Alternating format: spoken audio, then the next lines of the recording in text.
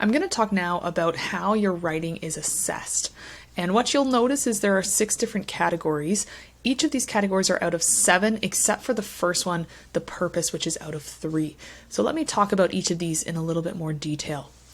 Starting with the purpose. So this is how well you are expressing the reason you are writing this letter and making sure that the purpose is expressed clearly, that the person you're writing to understands what you are asking them to do.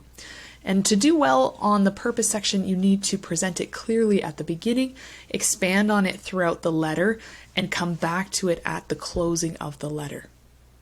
Next is content.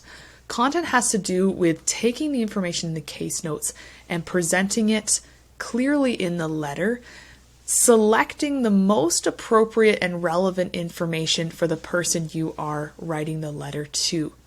One thing to note is the case notes have more information than you can possibly fit into the letter.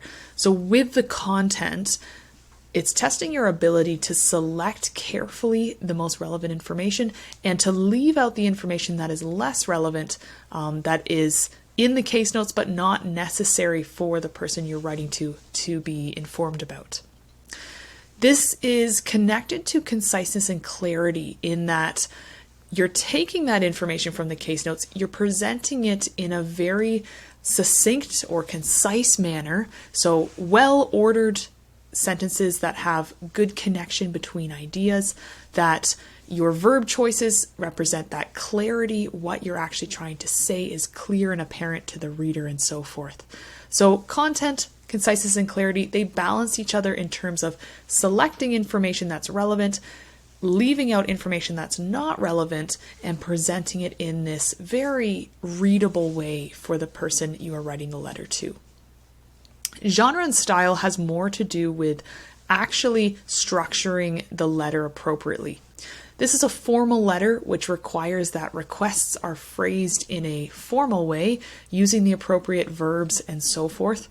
Also that you are correctly addressing the letter, you are signing off of the letter appropriately as well, and making sure that any abbreviations you use are commonly known to the reader, carefully selecting those, making sure that the tone of the letter remains professional. Organization and layout.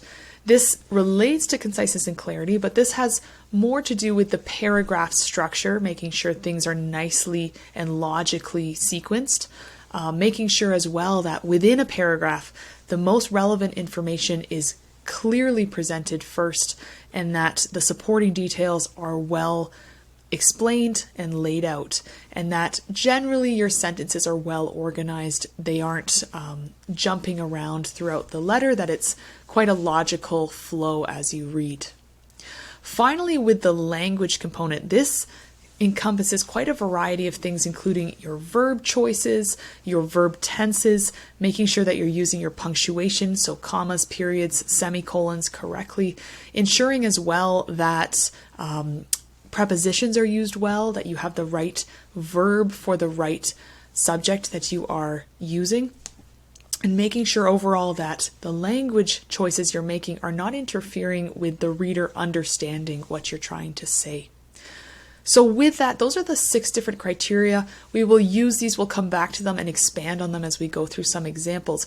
But definitely to keep these in mind as you are writing is very important, and to guide your writing in these areas, making sure that you are maximizing your score in each of these sections is very important.